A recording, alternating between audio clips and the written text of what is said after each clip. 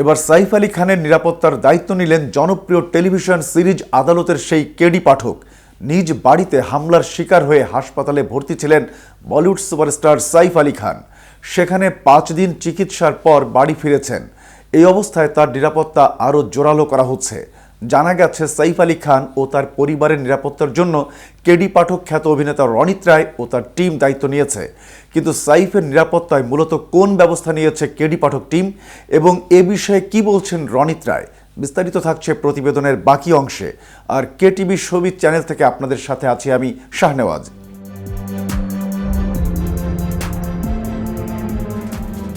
অভিনেতা রণিত রায় বলছেন, আমরা সাইফের জন্য এখানে আছি, ও এখানে ভালো আছে। রণিত সিকিউরিটি অ্যান্ড প্রোটেকশন এজেন্সির মালিক। প্রতিষ্ঠানটি অমিতাভ বচ্চন, অক্ষয় কুমার, করণ জোহরের মতো বলিউড তারকাদের নিরাপত্তা দিয়ে থাকে। মঙ্গলবার হাসপাতাল থেকে বাড়ি ফিরেছেন সাইফ। নিজ গাড়িতে করে বান্টার বাড়িতে ফেরেন তিনি। চিকিৎসকরা জানিয়েছেন আপাতত ভালো আছেন অভিনেতা, তবে তার অস্ত্রোপচার হওয়ায় পুরোপুরি সুস্থ হতে আরও কিছু সময় প্রয়োজন, তাই কিছুদিন বিশ্রামে থাকতে হবে অভিনেতাকে।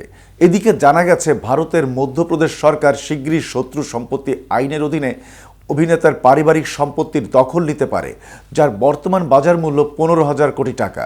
ভারতীয় সংবাদ মাধ্যমের এক প্রতিবেদনে বলা হয়, 2015 সাল থেকে এই সম্পত্তির উপর দখল নেওয়ার সিদ্ধান্তে স্থগিতাদেশ জারি করেছিল ভোপাল হাইকোর্ট। 2024 সালের 13 ডিসেম্বর হাইকোর্ট সাইফের আবেদন খারিজ করে স্থগিতাদেশ তুলে নিয়েছে।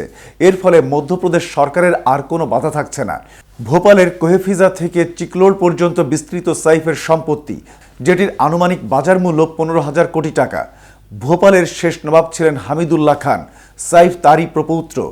হামিদুল্লাহর কন্যা আবিদা সুলতান 1950 সাল থেকে পাকিস্তানে বসবাস শুরু করেন।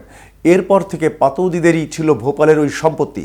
1947-এ দেশভাগের পর অনেক মানুষ পাকিস্তান ও চীনে চলে গিয়েছিলেন, কিন্তু তাদের জমি, বাড়ি এবং শেয়ারের মতো সম্পত্তি এখনও এদেশে রয়ে গেছে।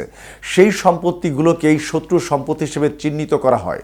অর্থাৎ স্থায়ীভাবে পাকিস্তান ও চীনে চলে যাওয়া ভারতীয়দের সম্পত্তিতে তাদের বংশধরদের আর কোনো অধিকার থাকবে না। সরকার সেই সম্পত্তি বাজেয়াপ্ত করে বিক্রিও করতে পারবে। এদিকে মঙ্গলবার হাসপাতাল থেকে বাড়ি ফিরেছেন সাইফ।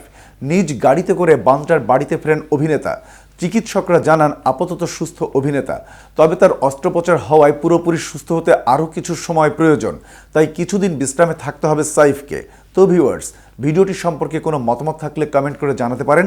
সাথে সাথে নিয়মিত শোবিজ রিলেটেড আপডেট ও ইনফরমেটিভ ভিডিও পেতে কেটিভি শোবিজের সঙ্গেই থাকুন। ধন্যবাদ।